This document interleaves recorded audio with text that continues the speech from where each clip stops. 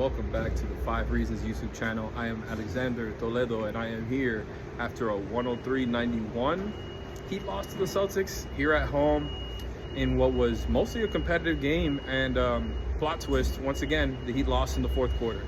I know last game was kind of a, they differentiated from the trend a bit, and where they just, got completely out executed and outplayed the whole game.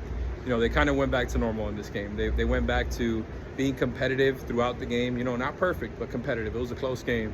And then in the fourth quarter, only scored 14 points. And those last 5 came like right at the end with about a minute and a half or so, I want to say, left in the game. They had only scored 9 points in the quarter.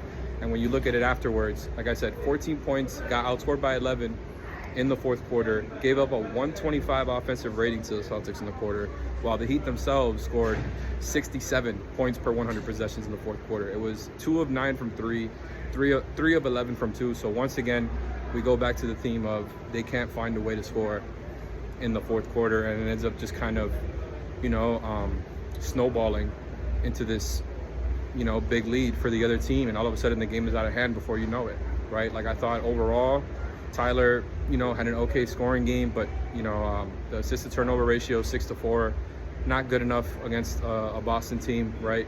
That is, although they're missing Jaylen Brown and Porzingis, you just need Tyler to be better in that situation. But I'm not blaming this game on him. Like Wiggins had his contributions, but had a tough scoring game, specifically from 2.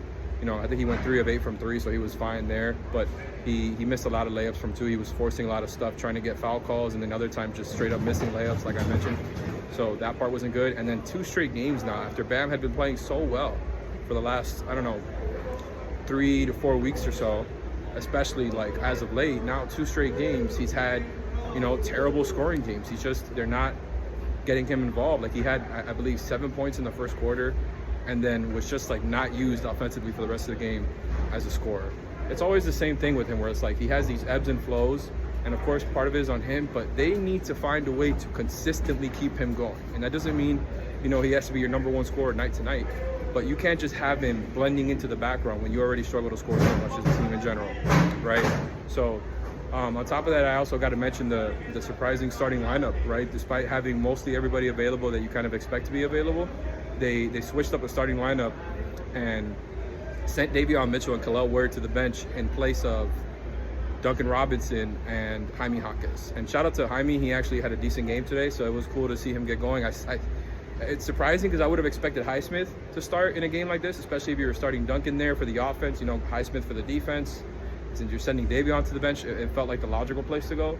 But I understand trying to get like Jaime going, playing him with the best players on the team, playing him with the best shooters on the team, right? So it was good to see him play okay against such a great team in Boston, as much as I hate to say that. Good for him. But yeah, like they just, once again, they just don't have enough. For as much as Spo is going to say that they're forging through and forging and they're on the right direction, but just can't get over the hump. Like I know I'm not even there yet, but I know he's going to say that right now when I go cover him in the press room.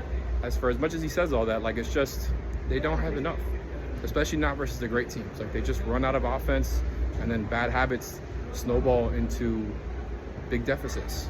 So hate to to start the weekend off like this. They've got another game back-to-back tomorrow in Memphis, who I believe is still without Jaren Jackson. So it's going to be a tough one. The Heat have a tough schedule going forward. I believe they've got the Rockets coming up, the Knicks, the Grizzlies, I already said that, and the Pistons, who are rolling. So, it's going to be a tough stretch right now. They had a chance at this one. I wasn't expecting them to pull it out, but that fourth quarter is just unacceptable. And I know it's not all about that, but it's really hard to not make it about that because they were very competitive, throughout the rest of the game. I'm Alex Toledo, and I'm out of here. Make sure to go check out the 5 on the 4 podcast. I'm pretty sure they went live tonight, so go check us out if you haven't already, and check out the Discord server. The link to that is going to be in the description. You guys have a good night.